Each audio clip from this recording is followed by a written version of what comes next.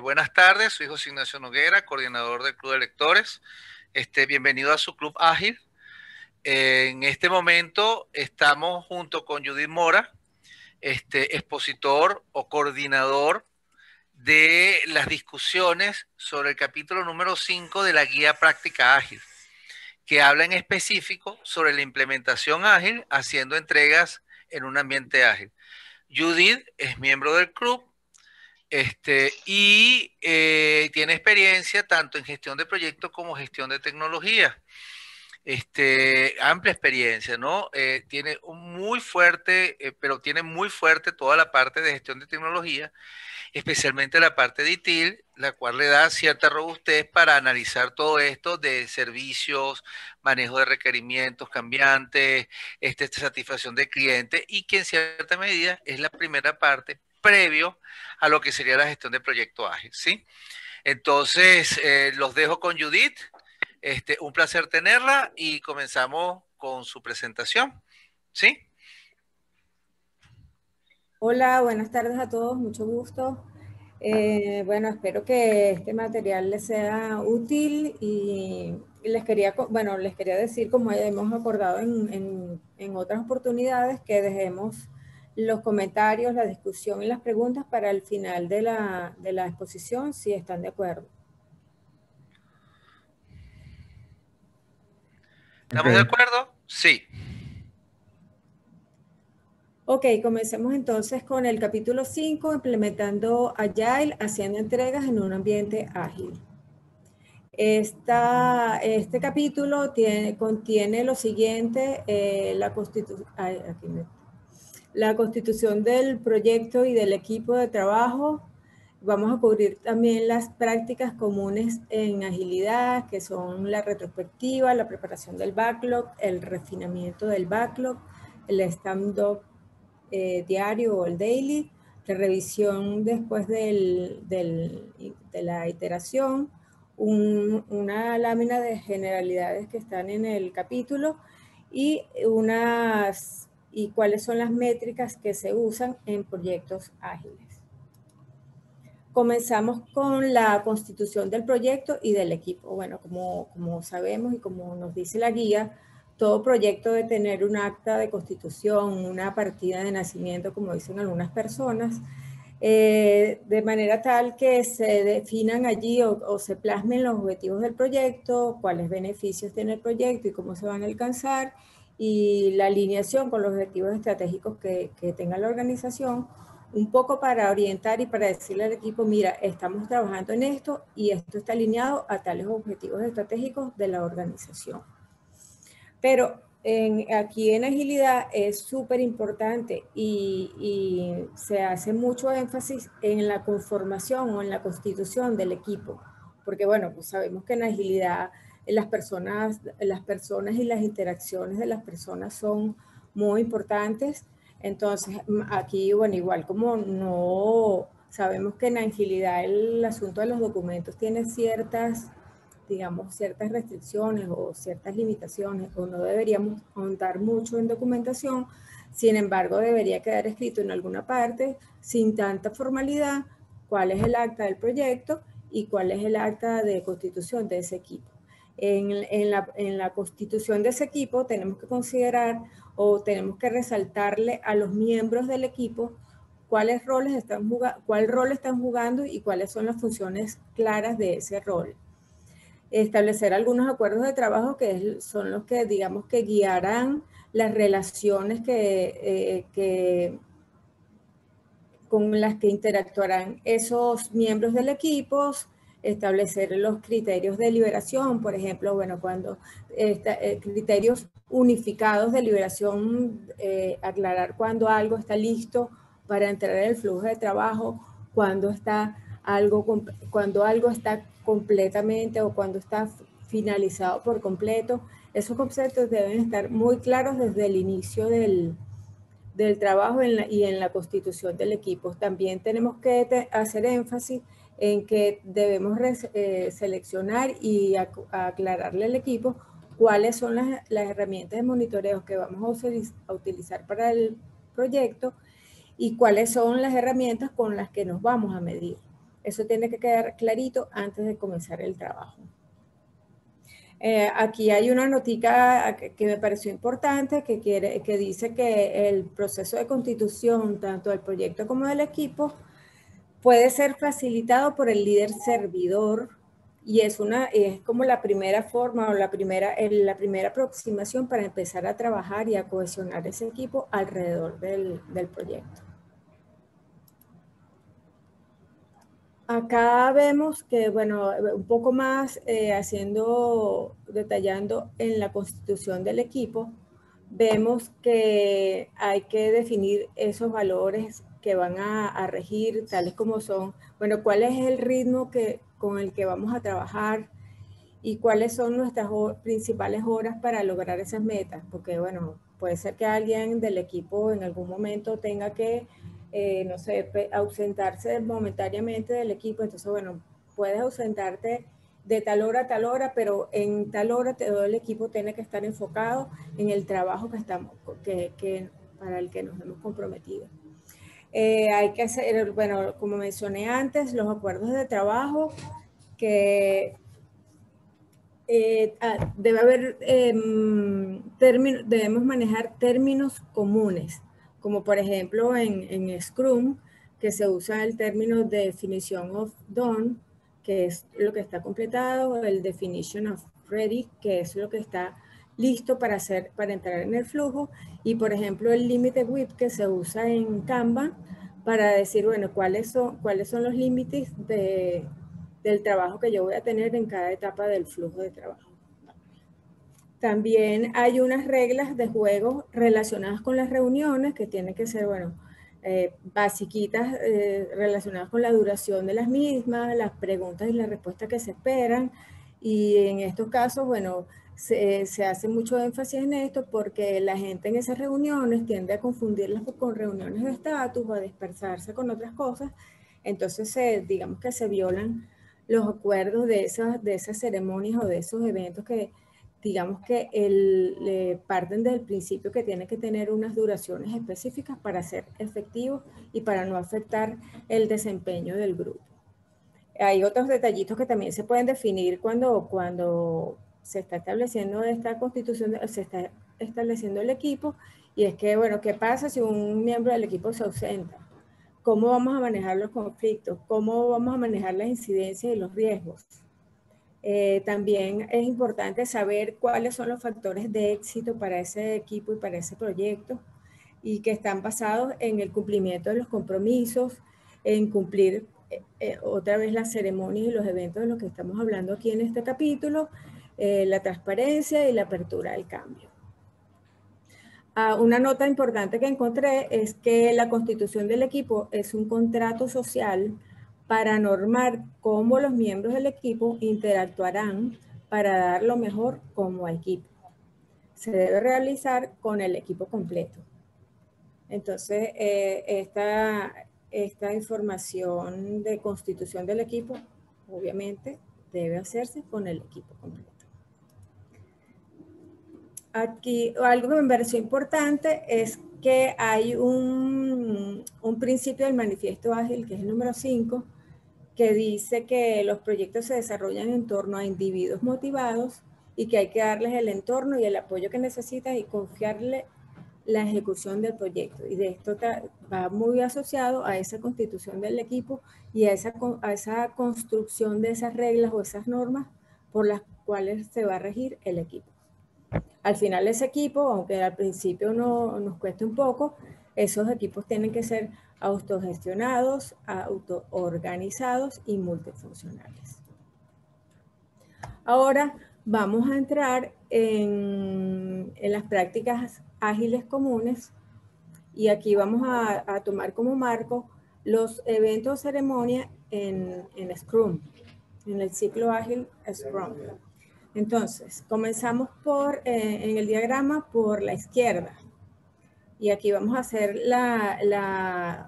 el llamado a lo que dice la guía ágil, porque algunos términos tienen unas variaciones, entonces vamos a asociarlo. Entonces, si comenzamos por la parte izquierda, que es el Product Backlog o el backlog del producto, El backlog de producto es la lista de trabajo que se va a hacer en el proyecto presentada en forma de historias. Y la mejor forma de ver esta, digamos que esta lista o este conjunto de trabajo que se va a desarrollar es verlo como una pila donde hay cosas que se tienen que, una lista grande de requerimientos o que se conocen como historias de usuarios que pues bueno, tienen que ser priorizadas, tienen que ser revisadas, de aquí salen y entran cosas constantemente, es una cosa totalmente dinámica. Y parte de lo que hay que resaltar acá cuando estamos probando el backlog, y aquí tiene suma relevancia el propietario del producto, el dueño del producto, porque es el que maneja este backlog. Y una de las cosas a resaltar es que no necesariamente para nosotros arrancar con las iteraciones, tenemos que tener todo el trabajo, todo el trabajo definido, porque esto se trata precisamente de arrancar con lo que tiene el y con lo que con lo que el equipo puede cubrir. A continuación, una vez que está definido el Product Backlog, hago la reunión que es la planeación del sprint, o lo que en la guía ágil denomina refinamiento del backlog. En este proceso de refinamiento, lo que hago es detallar las historias para que el equipo que va a hacer el desarrollo las entienda y pueda ver las relaciones que hay en esas historias, las relaciones o dependencias. ¿Qué pasa en esa reunión de refinamiento? Pues bueno, el dueño del producto obviamente tiene que priorizar porque el equipo no necesariamente va a tener capacidad para atender todas esas historias al mismo tiempo. Y bueno, nunca va a ocurrir así. El equipo, cuando conoce más detalles de esas historias, identifica las dependencias técnicas, las restricciones y estima el esfuerzo para la atención. El dueño del producto puede ir replanificando ese backlog en la medida que el equipo va haciendo entregas y ese backlog se va reorganizando constantemente. Esa reunión de refinamiento, según encontré en la guía, que no tengo ninguna experiencia con esto, puede ser una discusión de 1 hora a mitad de una iteración de 2 semanas o cuando se tenga suficiente información. Es decir, esto entra como en un ciclo. El equipo va trabajando en una iteración y ya el Product Owner tiene que convocar una reunión, un espacio para revisar qué es lo que viene una vez que termina aquella iteración. Y entonces, ¿qué pasa con el equipo?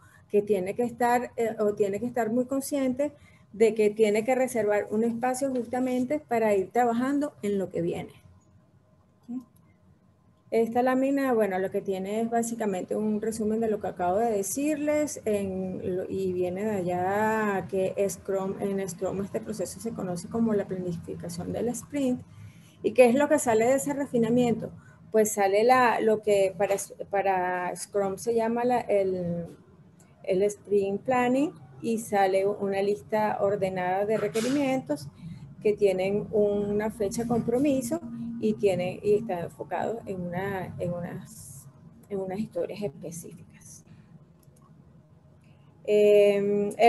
Igual como dice para la constitución del equipo, aquí tanto la preparación como el refinamiento del backlog están muy atados, o yo lo veo así, muy relacionados con 2 de los principios del manifiesto ágil, que bueno, lo pueden leer después con detalle, y digamos, está asociado a que, vamos a saber que cuando estamos trabajando con agilidad, los requisitos van a estar cambiando, porque bueno, de alguna manera el negocio siempre está identificando las oportunidades que tenga en el entorno, y eso le va a dar una ventaja competitiva. Entonces, el equipo tiene que aceptar que los requisitos pueden cambiar. Lo otro es que en el tratamiento del backlog y en la priorización y en el conocimiento más detallado de esos requerimientos que están en el backlog, trabajamos juntos tanto con el Product Owner, el Scrum Master o el líder del servidor y el equipo que desarrolla los productos. ¿Vamos bien hasta aquí?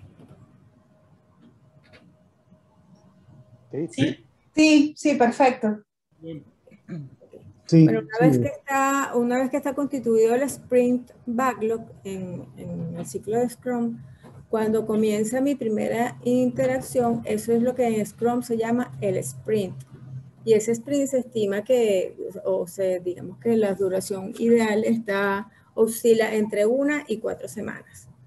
Aquí existe otro evento que es el Daily Scrum o el Daily Stand Up o el Stand Up diario. Esta es la reunión que se efectúa diariamente con los miembros del equipo para descubrir, bueno, qué problemas ha habido qué problemas tuvo cada uno de los miembros del equipo el día anterior, qué va a ser al día siguiente. Y pues bueno, aquí es una oportunidad para el equipo y que digamos que se comprometa delante de todos a decir, cada uno de los miembros se comprometa con lo que va a hacer mañana. Entonces, aquí información importante, pues bueno, ese Scrum diario o ese stand-up diario no debería durar más de 15 minutos y pues bueno, ahí debería estar expuesto o el equipo debería tener expuesto lo que han hecho, lo que están haciendo y lo que ya ha terminado y también digamos que tener algunas métricas disponibles para ir viendo cómo el desempeño del equipo. En Scrum hay unas preguntas básicas que se estila que el equipo o cada uno de los miembros del equipo responda cuando están en esa reunión, que se refiere a, bueno, qué trabajo ha realizado desde la última reunión, o sea, desde el día anterior, qué tiene previsto hacer para hoy y cuáles son sus necesidades o impedimentos.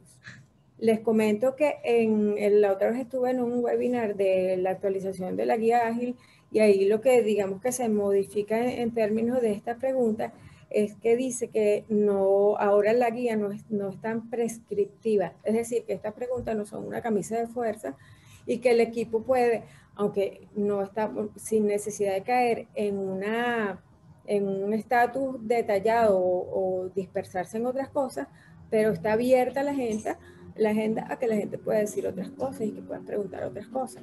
Entonces ya no son limitantes exactamente estas 3 preguntas. Cuando estamos hablando del stand-up en el flujo de trabajo Kanban, hay otras cositas que se adicionan que están más relacionadas con el flujo. Entonces nos preguntamos qué vamos a hacer para avanzar en el flujo, saber si alguien está trabajando algo que no está en el tablero, porque eso obviamente al final va a generar retrasos en el flujo o bloqueos en el flujo. Preguntarnos qué necesitamos para terminar como equipo y cuáles pueden ser los cuellos de botella o flujos que se están presentando en el momento en ese trabajo. Aquí recomiendan en la guía que esta ceremonia, el Scrum diario, puede ser dirigida por alguno de los miembros del equipo que no necesariamente es el Scrum Master, para que digamos que todos tengan oportunidad y son las personas que al final tienen la mayor cantidad de detalles de lo que está ocurriendo con esa iteración. Entonces digamos que es lo más lógico que sean las personas del equipo quienes lideren este tipo de reunión diaria. Ahora, aquí quedan otras 2 ceremonias, que es el Sprint Review o la reunión de revisión y la reunión retrospectiva. La reunión de revisión, que también se recomienda que la haga los miembros del equipo y no necesariamente el Scrum Master, es porque en esta revisión ya lo que sale, digamos, como producto es el entregable o como se llama en Scrum, el incremento. Ya aquí se tiene una salida y que esa salida, un entregable que por supuesto tiene que generar una funcionalidad o tener una funcionalidad de manera que entregue valor de una vez al cliente, ¿no? Aquí hay una nota importante que dice cuando el ágil está basado en las iteraciones, por ejemplo, como es el caso del Scrum, el equipo demuestra todos los elementos de trabajo completados al final de la iteración. Y como les mencioné ahorita, en Scrum se llama incremento. Cuando estamos hablando de un flujo ágil, como en el caso de un tablero Kanban, el equipo demuestra el trabajo completado cuando llega el momento de hacerlo. Generalmente cuando se han acumulado un conjunto coherente de actividades que dan otra vez o que tienen como una salida un producto que va a generar valor. Y por último aquí tenemos la reunión retrospectiva y esta reunión es es la más importante en la práctica ágil, porque es la que genera mayores beneficios al equipo como tal. Con esta reunión, pues como se enfoca en las personas, en cómo se manejaron esas relaciones, los procesos y las herramientas con las personas, pues bueno, le permite a los miembros del equipo aprender, mejorar y adaptar sus procesos, ¿no? Esto está muy relacionado con lo que dice el principio 2 del manifiesto ágil, que dice que a intervalos regulares el equipo reflexiona sobre cómo ser más efectivo para continuar, ajustar y perfeccionar su comportamiento en consecuencia.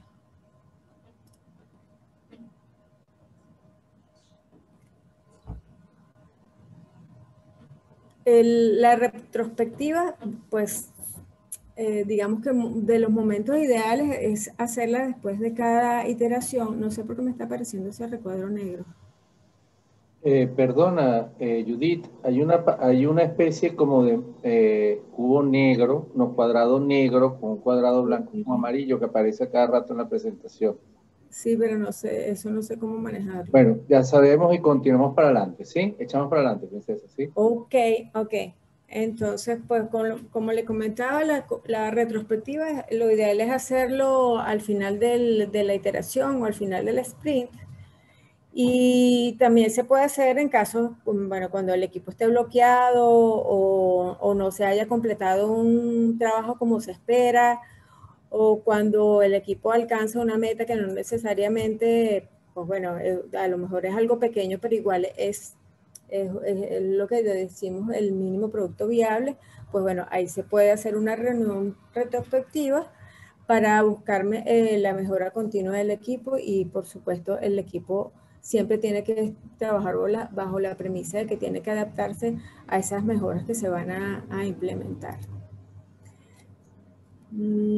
Aquí en la guía ágil había unas notas que decía que era súper importante resaltar que la retrospectiva no es para buscar culpables, sino para reflexionar y buscar mejoras. La retrospectiva, digamos que tiene dos entradas de datos importantes, o está basada en dos entradas de datos importantes, como son una que es de tipo cualitativa, que está basado en los sentimientos del equipo, y otra que es de tipo información cuantitativa, que está basada en métricas. ¿Qué sale de esa reunión retrospectiva? Pues un plan de acción que se debe ejecutar en la medida de que el equipo tenga capacidad para implementar esas mejoras, porque también tiene que balancearse entre seguir trabajando en el proyecto y aplicar las acciones de mejora. Entonces, eso ahí tiene que ser eso un poco controlado para que no nos vayamos a desviar a trabajar en los planes de acción y descuidemos las actividades del proyecto como tal. Y es importante que para ese plan de acción tengamos claros cómo se van a medir los resultados para después saber si esas acciones fueron o no efectivas. Hay unas, volvió a salir el cuadrado negro, que no sé por qué. Aquí digamos que hay unos protocolos para esa reunión retrospectiva que es tan importante. hay unos protocolos o técnicas que se usan, como son estas 3 que están aquí, supongo que hay más, sí, de hecho debe haber más, que es la de la estrella del mar, que es donde pues cada uno de los miembros dice o identifica con unas pegatinas, con unos post-it, cuáles son las cosas que creen que se deben dejar de hacer, las cosas que se deben seguir haciendo porque se están haciendo bien o que están generando beneficio al equipo, cosas que no se habían hecho y que deben comenzar a hacerse, lo que más, hacer más cosas de X cosas y hacer menos de X cosas.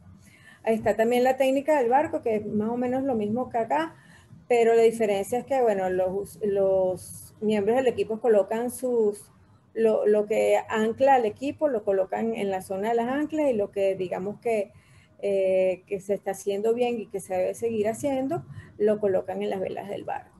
También hay un formulario que esto es como más estándar, que bueno, creo que es de los que más se usa, donde el equipo marca, y que igual lo puede usar con unos post-it, con unas pegatinas, decir, bueno, qué no salió bien, qué salió bien, y cuáles son las mejoras que vamos a implementar, y de esta columna de mejoras sale o debe salir el plan de acción.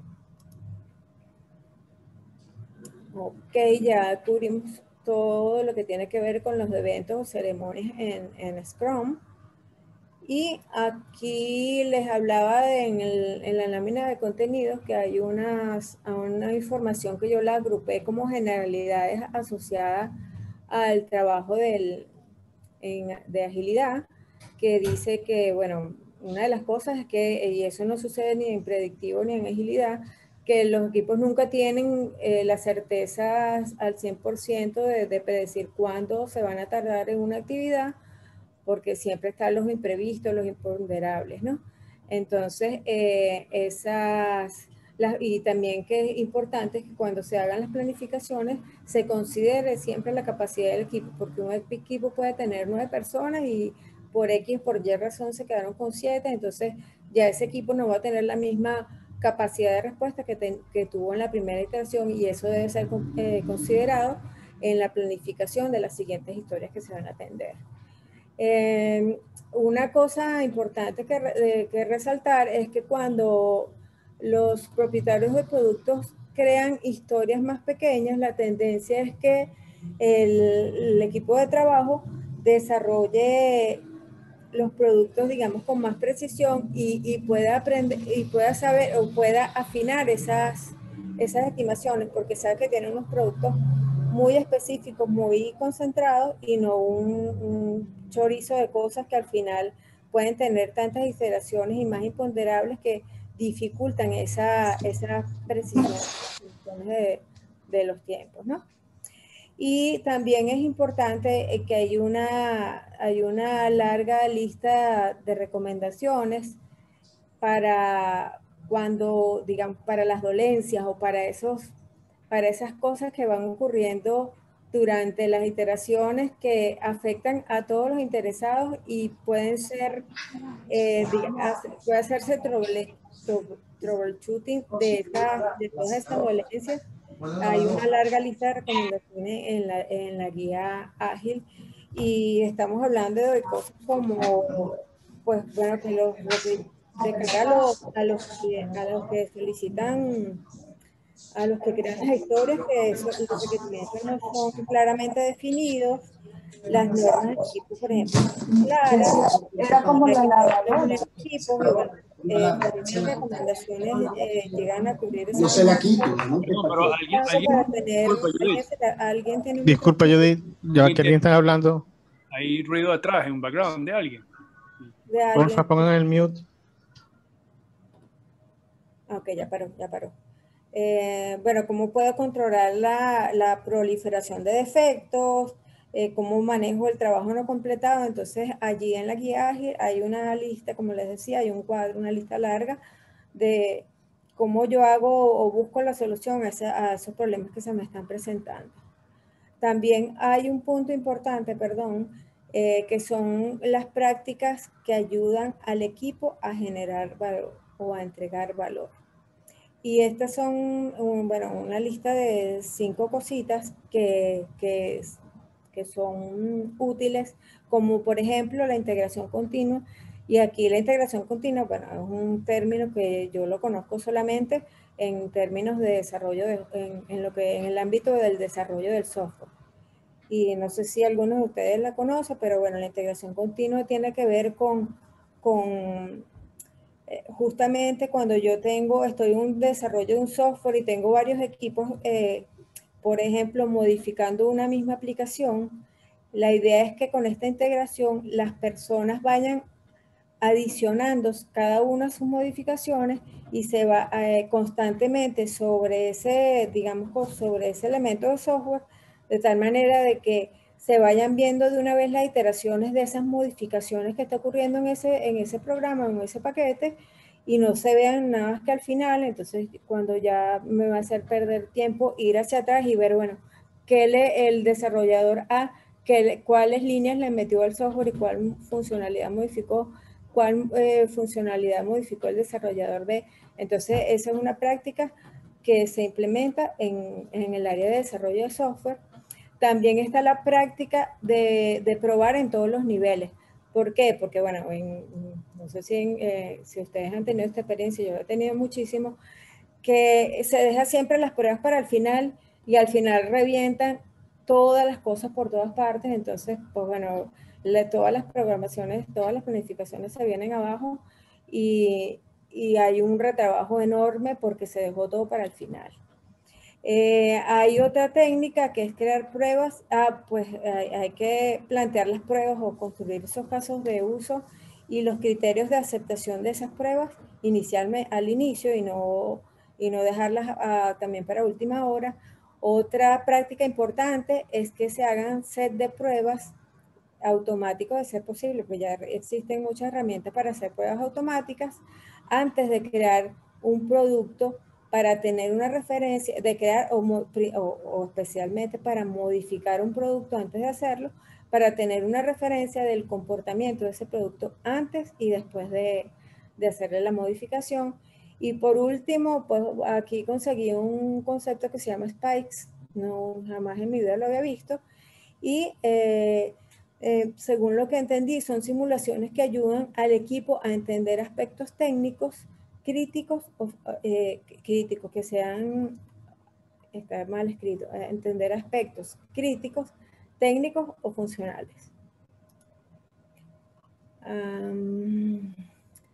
Este punto se refiere a las métricas en los proyectos ágiles. Y aquí arrancamos con las dos, o yo lo que le coloqué a la presentación, las dos que son como las más comunes, las más populares, que son el burn down chart, que es una herramienta de control y monitoreo, y le dice al equipo, bueno, ¿cuánto me falta de esas historias que yo estoy atendiendo en mi iteración? Y bueno, la utilidad de estas gráficas les sirve para identificar riesgos, para ver, bueno, qué es lo que, dónde me estoy atrasando. A lo mejor, no sé, la complejidad de un requerimiento la vi al principio muy baja y aumentó el grado de complejidad en la medida que detallé el requerimiento, y entonces eso me está causando retrasos en el plan. Está también el Burn Up Chart, que es como otra vista de la misma información, pero muestra el trabajo que ya ha completado el equipo. Y pues bueno, estas dos cartas, digamos que lo que tienen siempre en común es que la línea punteada del centro es la que muestra el plan real, y las líneas que están por debajo por arriba significa que o es subestimado o sobreestimado las actividades. En este caso del burn up, yo puedo también ver, bueno, si estoy, o la puedo usar para ver los requerimientos, aquellos requerimientos que estoy agregando al proyecto. Entonces eso también se va a hacer muy evidente en este tipo de gráficas. Aquí hay una nota importante que dice que no importa si usas el burn up o el burn down, porque al final tienen la misma información, depende cómo la veas. Aquí lo que se ve es cómo se avanza en la iteración y esta información puede ser como la medida para hacer las estimaciones para el próximo sprint con mayor precisión y también determinan lo que se llama la velocidad del equipo, que lo que dice es, bueno, cuántas historias o puntos de la historia ha completado ese equipo en esa primera o en esa iteración que acaba de terminar. Por último, está lo que son las métricas. Ahora podemos ir con relación a lo que es cuando estamos trabajando con métodos iterativos, por ejemplo con Scrum. Además del burn down y el burn up, hay otras gráficas, otras métricas que se toman, que podemos ir a verlas luego a la guía ágil. Pero bueno, vamos a cerrar cómo se hace con los Kanban board cuando estamos hablando de flujo de trabajo. En el flujo, además de tener, digamos que el tablero y saber que tenemos unas métricas, por ejemplo, el ciclo, el momento del ciclo, el lead time, que son métricas que al final nos ayudan a construir estas cartas, estos gráficos, que nos ayudan a ver cómo ha sido el comportamiento en el tiempo o el desempeño en el tiempo del equipo, con unos histogramas, con unas cartas que nos muestran el tiempo que se tarda el equipo desde que el requerimiento está listo para entrar al tablero, al flujo, hasta que sale del flujo, o por ejemplo, la rata de entrega de requerimientos. Y aquí también hay otro concepto importante que tenemos que tener en cuenta, porque también forma parte de unos cálculos que se pueden realizar, es el límite WIP, que son estos numeritos que normalmente vemos aquí en la parte, o aquí, o en esta parte de los tableros, y que lo que hacen es que delimitan el número de actividades o el número de etiquetas que pueden estar en cada una de estas etapas por las que va pasando el flujo de trabajo. Voy a ir un momentico a que veamos en la guía lo que les... Una pregunta, la definición de ese wipe es work in progress. Work in progress, sí. Okay. Sí. ¿Por qué se define el work in progress? Porque si nosotros dejamos eso libre, no se ve nada en la pantalla. Ah, perdón.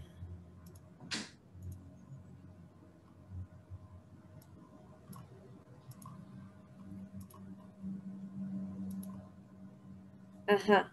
El work in progress, lo que me delimita a mí es cuántas actividades yo puedo tener en cada una de estas etapas o fases por las que voy pasando en el flujo. ¿Por qué se define el work in progress?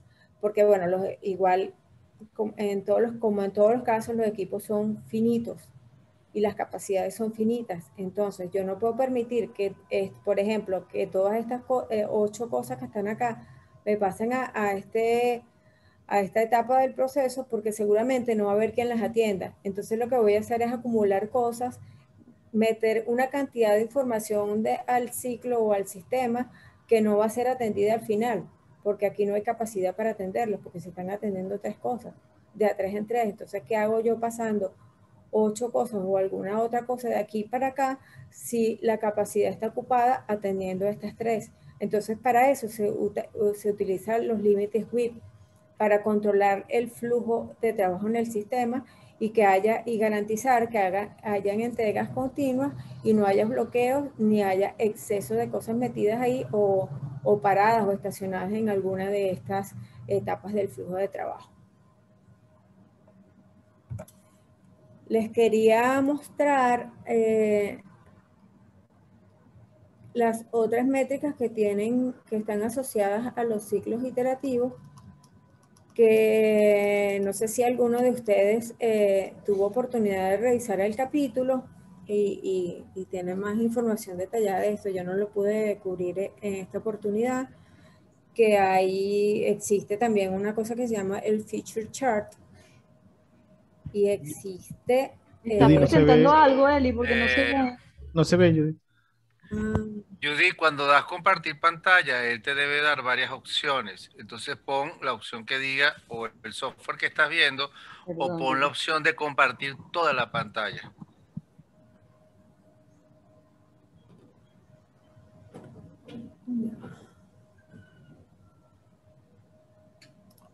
Estamos contigo. Sí, ya me switché, disculpen. Compartir. Cuando dice, ahora sí lo vemos. Sí, ok. Entonces me monté en la guía ágil porque les decía que no había incorporado estas métricas en la presentación, solo había cubierto las básicas. Y está también, aquí dice que hay esta feature chart, que está, no sé si alguno de ustedes pudo verla en detalle, para si quiere comentar algo, y también está el Product Backlog Burnout Chart, que también es como una apilación de información relacionada con el Product Backlog, pero la verdad es que no la pude detallar. Y también está lo que es el valor ganado, el cálculo del valor ganado en el contexto de agilidad, que tampoco lo pude desarrollar.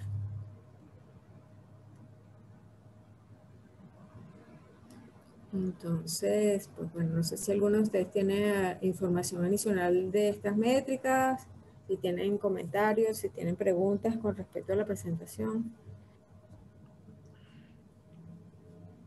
Bueno, estoy con ustedes. Entonces, ¿les parece si entramos en el ciclo de preguntas? Y pues, por supuesto, cualquier comentario de ustedes o pregunta sigue siendo válida y es válida, la aceptamos con mucho precio. Yo tengo varias preguntas. Voy a tratar de ver si las sintetizo en una con una preocupación fundamental sobre agilidad, ¿no? Que es sobre los teamwork, o sea, los grupos de trabajo. Todavía no veo claro cómo el grupo de trabajo es autoorganizado, empoderado, que ellos mismos se revisan y logran. O sea, no veo esto sin un jefe. Entonces, la pregunta va con respecto a los roles. Cuando definen los roles en el equipo, se nombra algún tipo de jefatura. No sé si alguien tenga una experiencia de cómo definen estos roles para que sea la persona que dirige, detecta los retrasos, o esto se realiza a nivel del líder de servicio. De verdad que no tengo claro eso, ¿no? Bueno, yo creo que el llegar a ser un equipo organizado y un equipo autogestionado es algo que requiere mucha madurez y mucha realización de iteraciones, ¿no?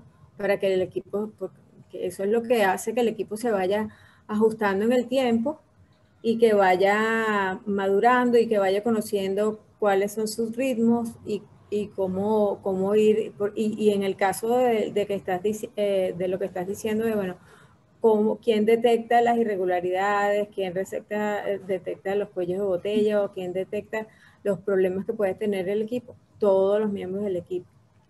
Que hay un Scrum Master que digamos que es facilitador y es servidor y hace coaching de los miembros del equipo, sí, pero al final, digamos que para que el equipo se convierta en un equipo autogestionado y autoorganizado, tiene que pasar, como dicen, muchas lunas, tiene que ocurrir muchas iteraciones y haber mucho trabajo, precisamente trabajo en equipo.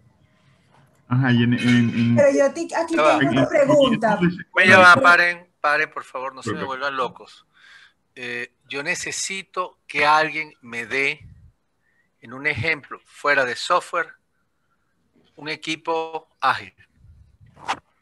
Para mí un equipo ágil es aquel donde se logra determinar y definir las fortalezas de cada integrante en aras de mover el proyecto en la funcionalidad que hablaban de autogestionable.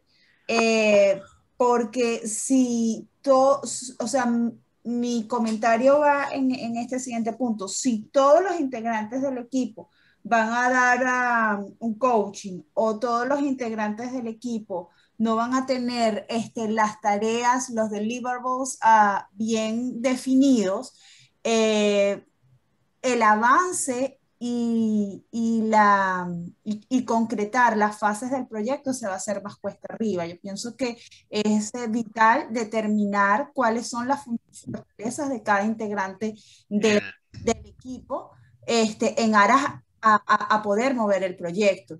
Y que cada integrante tenga una función bien definida. Por favor, una persona a la vez. Yo quiero que me respondan a alguien la pregunta.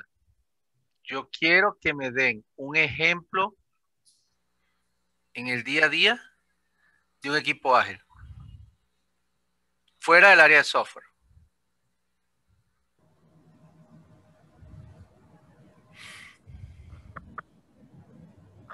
Pues, algo basiquito, una línea de producción de alimentos, no sé, una empresa como, no sé. Hago una pregunta, es un ejemplo muy bueno. Un restaurante trabaja ágil. Sí. ¿Sí? Y tú tienes el jefe de cocina y tienes los jefes de cada frente de trabajo y tienes los miembros de equipo. ¿Sí? Claro. ¿Sí? Sí. ¿Y ellos son autogestionados? No. No, ¿Sí? pues tienen un jefe de cocina. Mm. Pero pudieran tener, bueno, No. es mi opinión, Hay cada mesonero. tanto nivel de madurez que si el jefe de cocina no está un día, alguien puede asumir ese rol. Bueno, yo lo que bueno, si me permiten, ahí lo que diría es que, digamos, cada persona que sirve diferentes mesas, voy a llamarlos, bueno, mesoneros, ellos ya saben cuáles son sus mesas, su sección dentro del restaurante que debe atender. Entonces, en cierta forma, ahí está autogestionado, porque él ya sabe, yo tengo que entender, son estas mesas, este es el proceso que se sigue cuando la gente coloca una orden, tengo que ir a la cocina y se hable verbalmente o se mete en el sistema, como lo hacen muchas veces. Entonces, de cierta forma, ahí están autogestionados, pero tienes o sea, para mí el jefe de cocina, bueno, ese es quien dirige la producción, vamos a decir, dentro del restaurante. Sí, Y a veces tienes una persona que es como la que está en el piso que puede apoyar a los mesoneros, ¿no? Que es como el gerente que está pendiente, oye, mira, te dejan desde esta mesa, falta aquello, que para mí sería el equivalente a ese líder servidor. Okay. Me voy de lateral. Ustedes saben que existen dos métodos de desarrollar el cronograma, que es con un backlog o con modelo Kanban. ¿Se recuerdan de eso? Con un backlog es tipo Scrum. Tú tienes un product backlog y dices, yo lo voy a hacer todo en un mes o yo lo voy a hacer todo en 2 semanas. ¿Sí? Y si es modelo Kanban, tú tienes N cantidad de actividades que son entregables, que son parecidos, que son semejantes, y tú estás intentando acelerar todo. Si algo termina antes de tiempo, tú adelantas la siguiente actividad. Y tú continuamente estás viendo el flujo. Un restaurante, el modelo de programación es ¿con un backlog o es Kanban?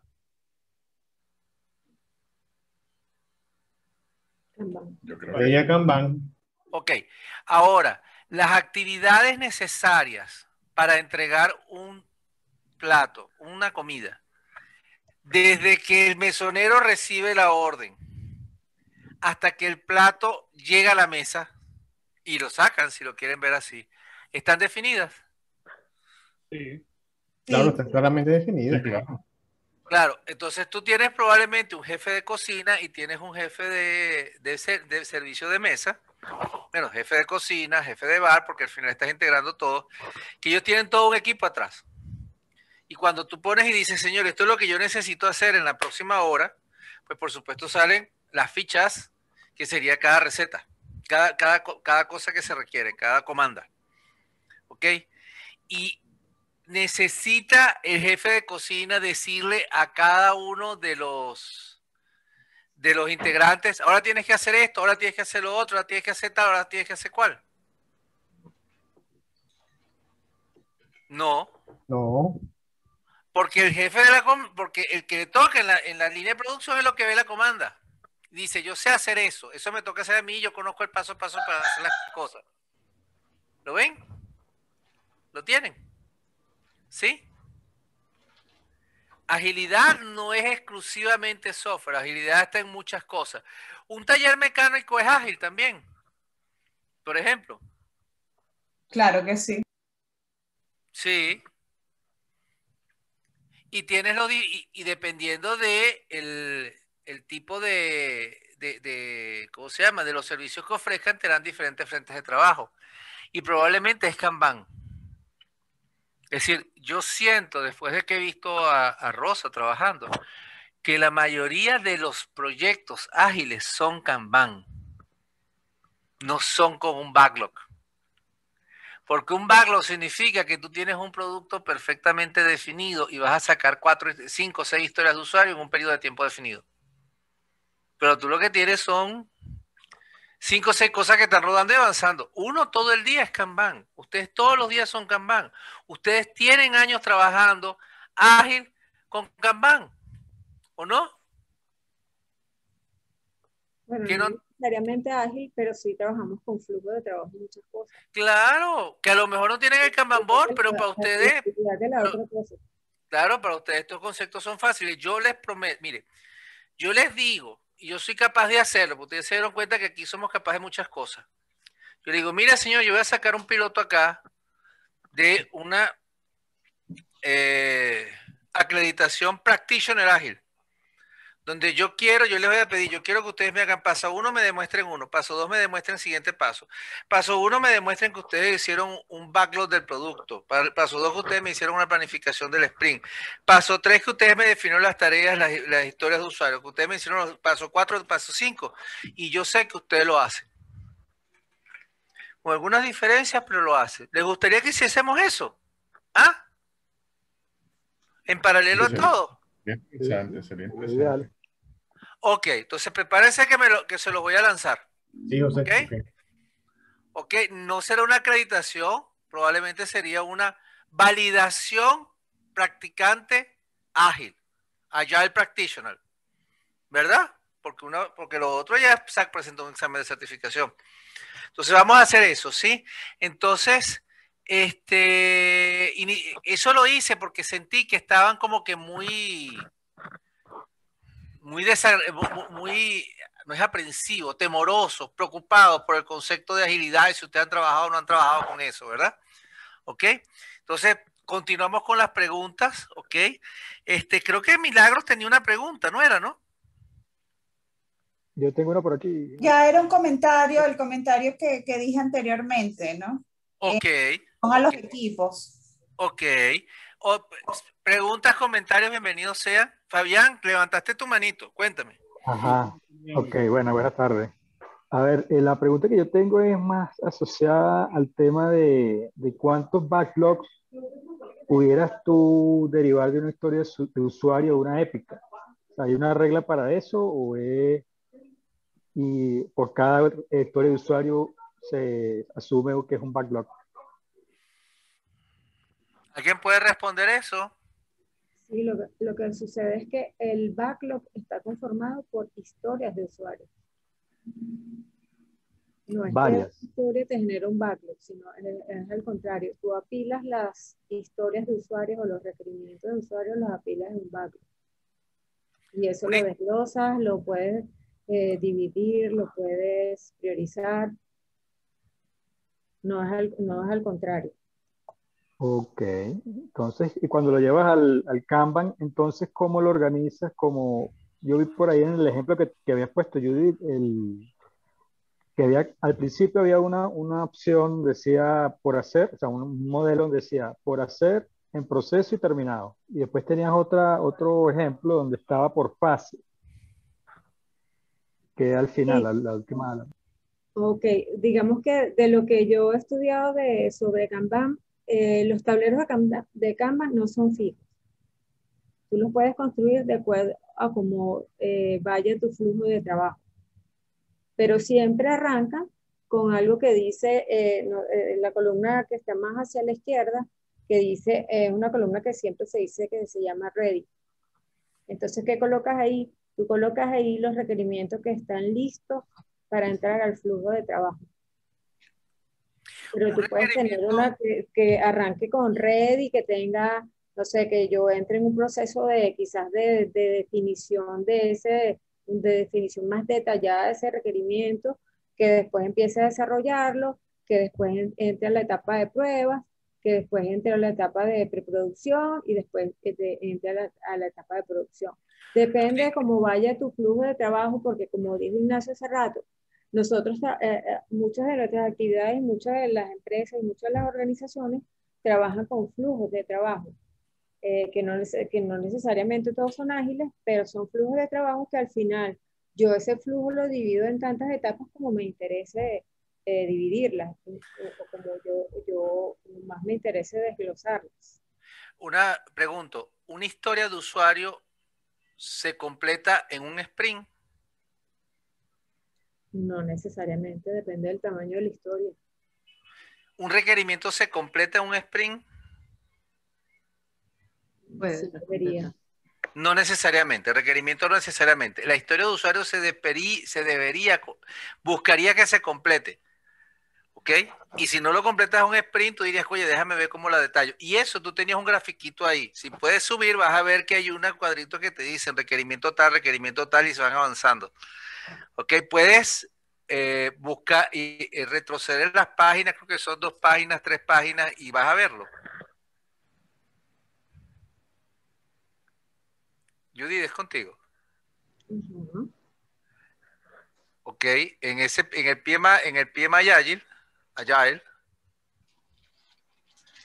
puedes retroceder 2 paginitas, 3 paginitas, y vas a ver un gráfico que son como ese. ¿Ves?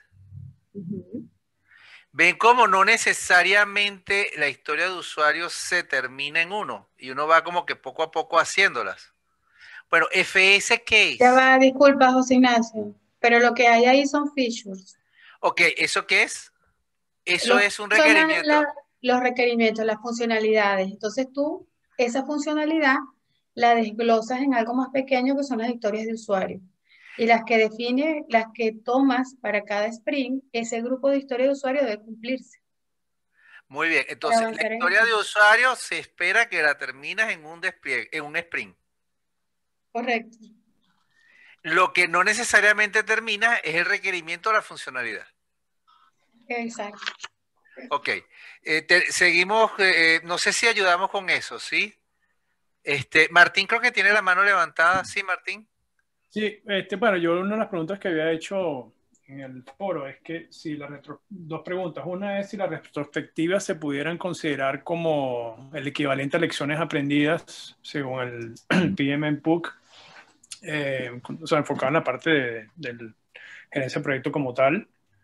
Esta era una de las preguntas, y lo otro que me pareció interesante es específicamente la página 61, donde habla sobre los resultados de medición de los equipos ágiles, en la parte 541, que me pareció interesante el tema de la medición, precisamente, pues, del que hay 2 métodos en que tú mides a los equipos, que uno es basado en el baseline y otro es, o sea, y el otro es más enfocado en la parte de agilidad. Entonces, bueno, esas eran mis 2 preguntas, comentarios. Vamos con la 61. ¿Puedes poner la página 61, Judith?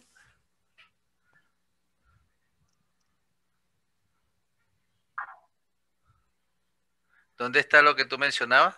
541, ya lo voy a decir exactamente. Donde empieza team that is accustomed to, perdón un segundo.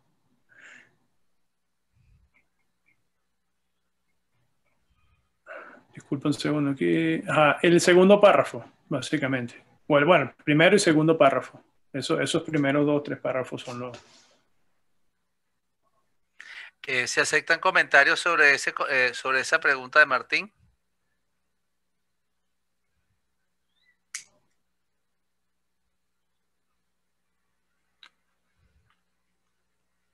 ¿Comentarios? Uy, salimos, ¿no? Pero no, o sea, ¿qué es lo que quieres saber exactamente? Bueno, que me pareció interesante eso donde estás haciendo la comparación de la manera de medir los resultados, donde Ágil dice que es basado en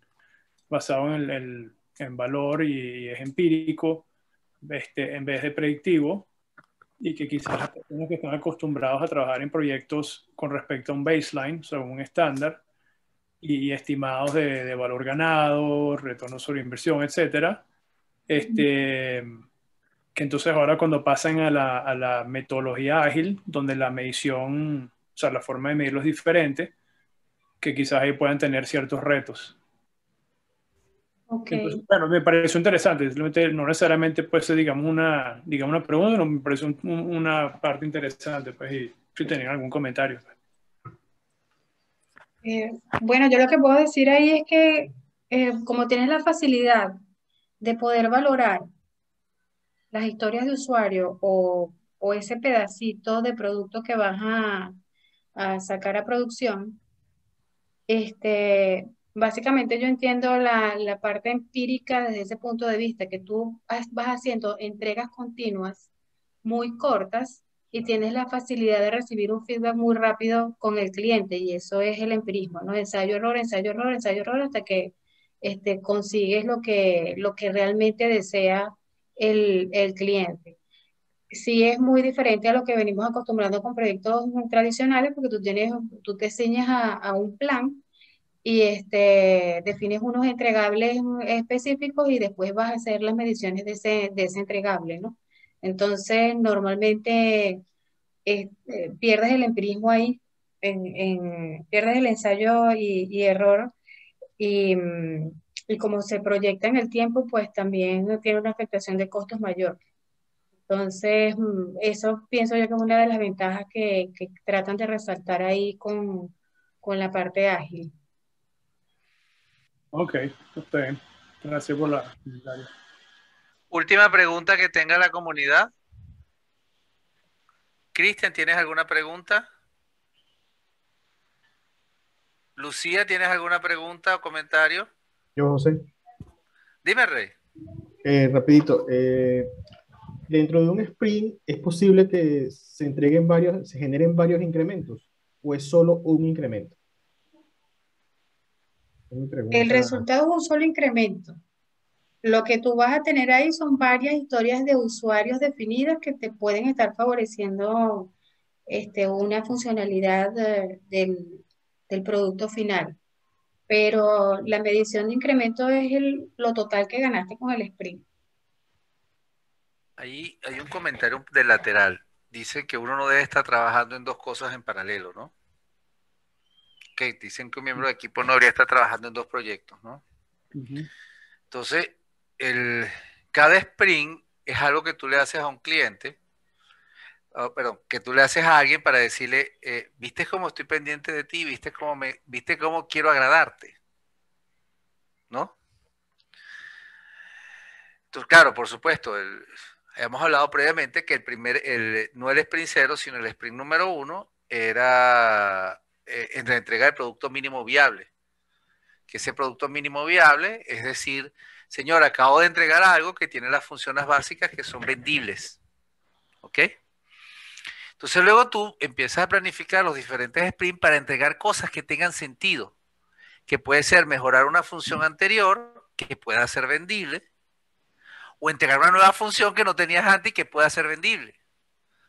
Entonces tú agarras y me dices a mí, al final de un sprint, yo puedo entregar dos cosas que sean vendibles. Yo te diría, sí, claro, pero es que al final es un incremento que tú acordaste con el cliente que le vas a dar. Entonces, dos incrementicos te hacen un incremento. Sí, claro.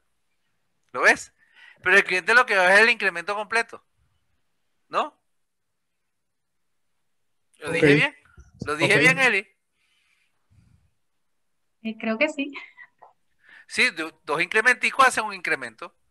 ¿Ok? Sí, sí, porque tú puedes, se te puede dar el caso que calculamos mal en el equipo y no cumpliste con la meta del sprint, Sí, sí. pero puede ser que lo que hayas desarrollado aún quede.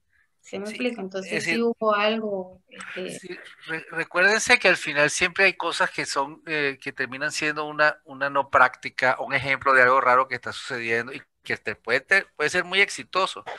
Si yo imagino que ustedes van a almorzar, ustedes van a desayunar, le van sirviendo un plato por plato, ¿verdad? Ustedes piden su entrada. Me recuerdo de un restaurante en Venezuela que se llamaba El Daémore, y entonces creo que eran 7 platos, y entonces te iban trayendo cada plato, uno a la uno, a la uno, a la uno, a la uno, ¿verdad?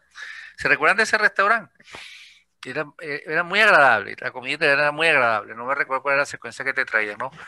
Y eso sí lo ves, cada plato era un sprint, ¿no? Puede ser que no te traigan un solo plato simultáneo. Sí, claro. Puede ser que te traigan dos. Peor aún, puedes tener una rasca espantosa de platos. ¿Y eso qué es? Un buffet.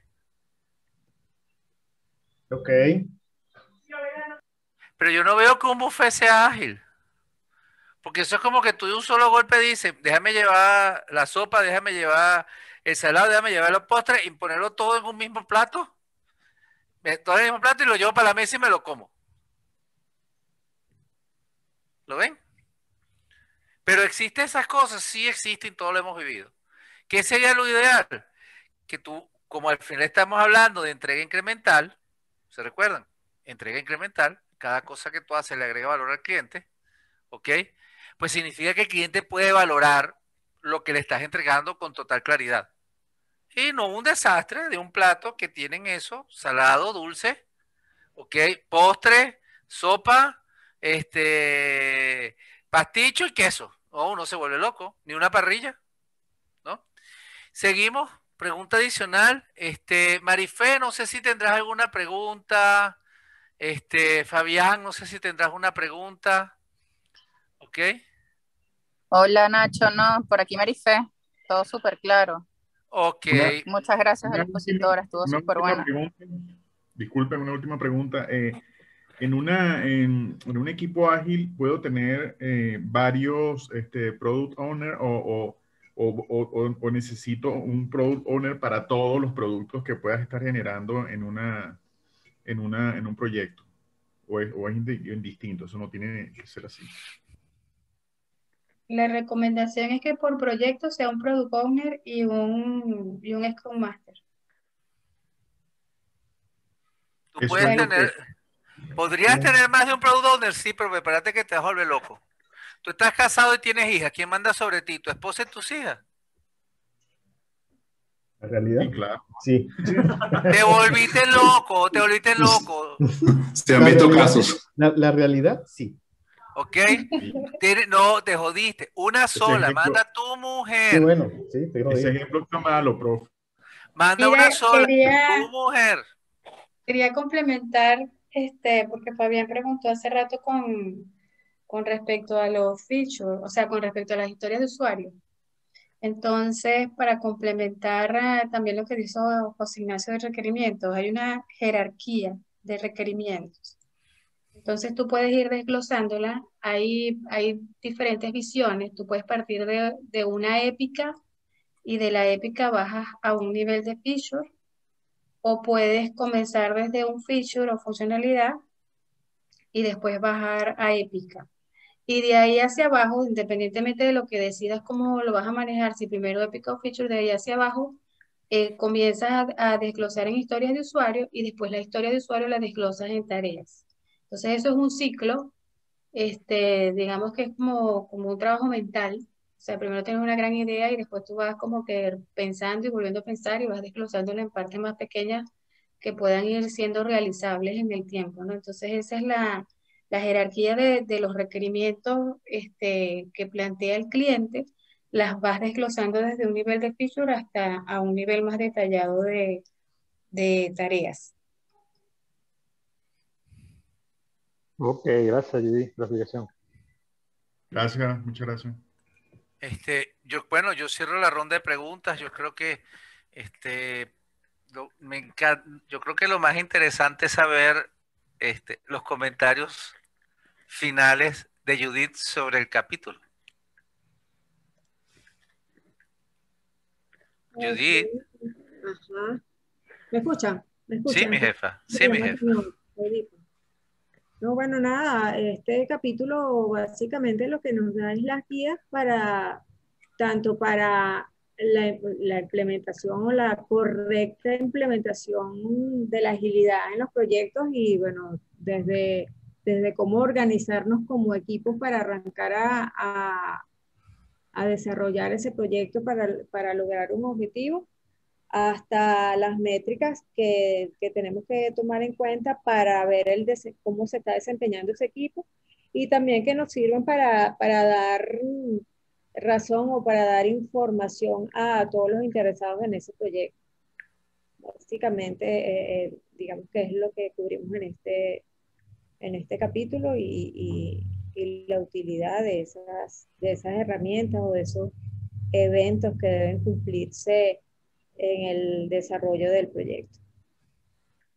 Bueno, a mí, yo para cerrar, yo creo que no me queda más que agradecerles a ustedes y tomar la sugerencia de que tenemos que sacar el ejercicio de validación, por decir, por lectura, que en este caso sería el ejercicio de validación como practicante ágil.